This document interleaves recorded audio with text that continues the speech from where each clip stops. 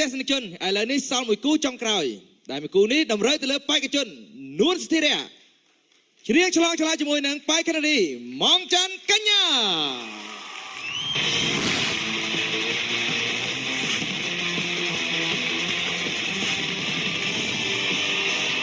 នេះជាបេក្ខជននួនស្ថិរៈនិងបេក្ខនារីម៉ងច័ន្ទកញ្ញាអ្នកទាំងពីរត្រូវឆ្លើយរួមគ្នា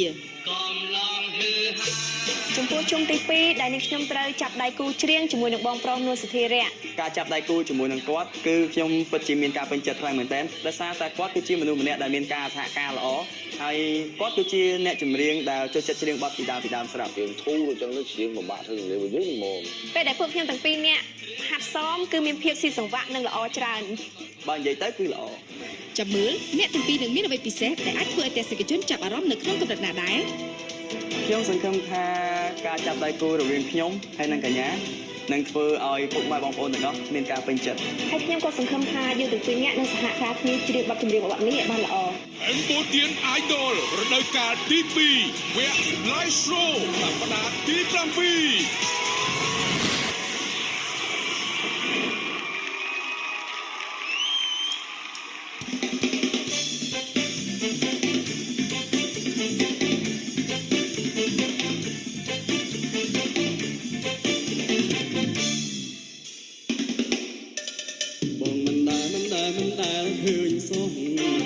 ស្រីណាស្រង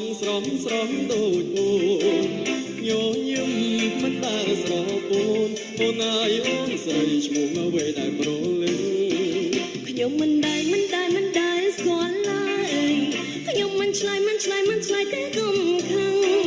ឈ្មោះខ្ញុំខ្លួនខ្ញុំក៏មិនដឹងបងអាយកុំខឹងថាខ្ញុំរឹងមិនព្រមប្រាប់គ្រាន់តែឈ្មោះក៏មិនប្រាប់ដែរកុំពុះស្នេហ៍បងស្រឡាញ់អូនស្ទើរស្លាប់ខ្ញុំមិនជឿទេក៏មករៃរ៉ាប់បងសូមឆ្លើយប្រាប់ថាបងបែរទៅថាមិនជឿបងឡើយធ្វើមិនឡាយទៅជឿសំដីអូនអើយបងស្រឡាញ់ស្រីមិនទៅបីបានស្នេហ៍អូនសូមតែស្នេហ៍ស្មងត្រង់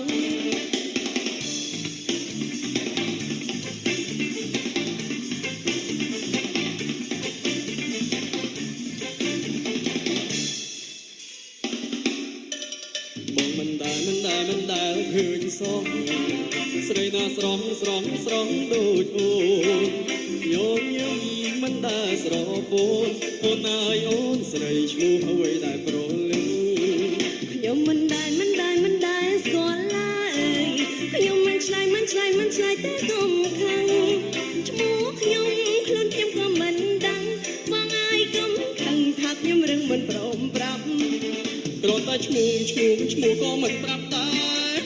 កុំពុះស្នេហ៍បងស្រឡាញ់អូនស្ទើរស្លាប់ខ្ញុំមិនជឿទេក៏មករៃរ៉ាប់បងសូមឆ្លើយប្រាប់ថាបងបែរទៅថាមិនជឿបងឡើយធ្វើមិនឡើយទៅជឿសំដីអូនអើយបងស្រឡាញ់ស្រីមិនទៅបីបានស្នេហ៍អូនសូមតែស្មងត្រង់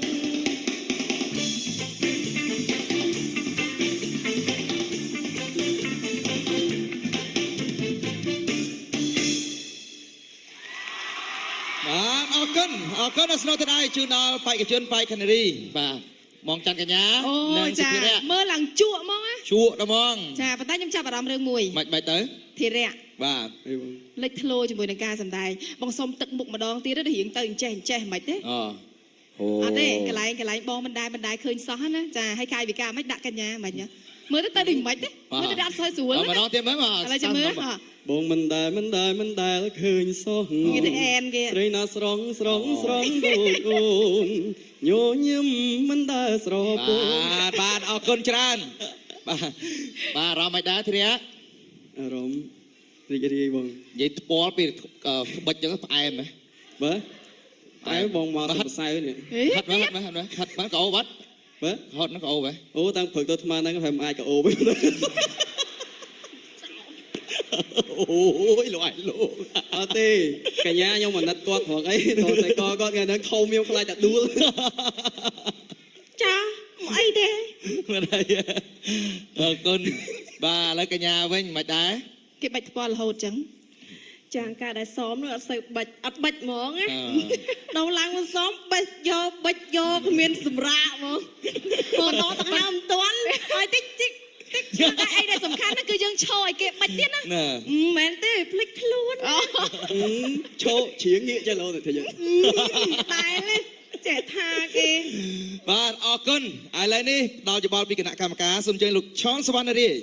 អរគុណអរគុណទាំងពីរសម្រាប់សម្លេងនៃការបកស្រាយបទចម្រៀងបទនេះគឺដាក់អារម្មណ៍ក៏ដូចជាភាពសប្បាយរីករាយមាននៅក្នុងបទចម្រៀងបទនេះធ្វើបានល្អទាំងពីរនាក់សិល្បៈគឺបែបនេះអត់មានភាពខ្មាស់អៀនតម្រូវទៅតាមបរិបទហើយក៏ដូចជាអត្ថន័យនៃបទចម្រៀងដែលយើងត្រូវបកស្រាយត្រូវរាំត្រូវច្រៀងចេះចែកកាឡាគ្នាទៅមួយទៅមកសម្ដែងបានយ៉ាងល្អសូមសរសើរអ្នកទាំងពីរជូនពរឲ្យបងជោគជ័យក្នុងយប់នេះអរគុណ អរគុណច្រើនជាបន្តសូមអញ្ជើញលោកណុបបាយរិទ្ធ ខ្ញុំ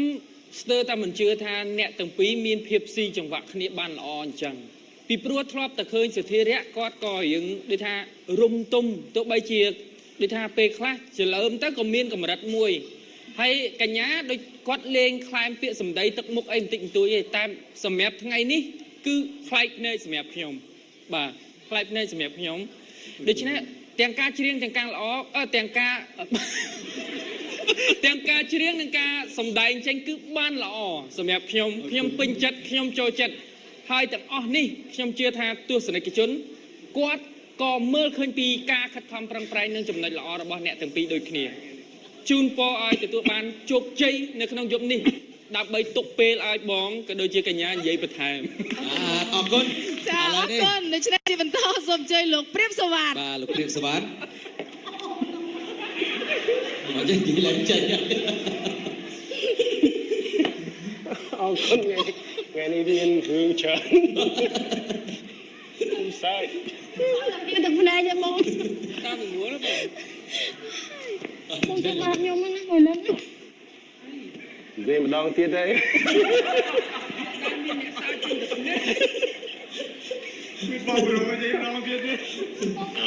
អរគុណច្រើនសម្រួលអារម្មណ៍មែនតើបងងាកទៅខាងនេះក៏ទុកងាកទុកអរគុណបងប្អូនដែលពីសម្ដែងបានល្អក៏ប៉ុន្តែធិរៈលេងជាងតួស្រីទៀតហើយលេងជាងបានតែហុចឲ្យជាងបាទពីអ្នកនឹងបានល្អអរគុណការសម្ដែងនេះគឺហាក់បីដូចជាយើងមើលទៅជាសព្វនភាពមួយល្អមែនតើជូនពរទទួលជោគជ័យយប់នេះ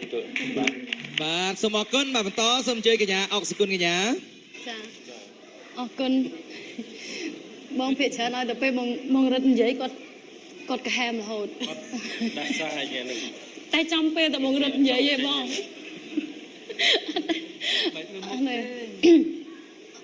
ចង់បញ្ជាក់ថាចេះអ្នកទាំងពីរមិនត្រឹមតែច្រៀងល្អក្នុងបទចម្រៀងមួយបទហ្នឹងដែលរួមគ្នាកាយវិការល្អហើយមានកន្លែងដែលរាំហ្នឹងសង់តាំងគ្នាពេលដែលរាំសង់តាំងគ្នាត្រូវជាមួយនឹងចង្វាក់ត្រូវជាមួយនឹងភ្លេងគឺមើលទៅមានសម្ព័ន្ធភាពល្អអត់មើលទៅឆ្វេងឆ្វាទេគឺឃើញថាយើងរក្សាកន្លែងរបស់យើងបានល្អចា បាទយើងចេះដាក់របស់យើងបានល្អ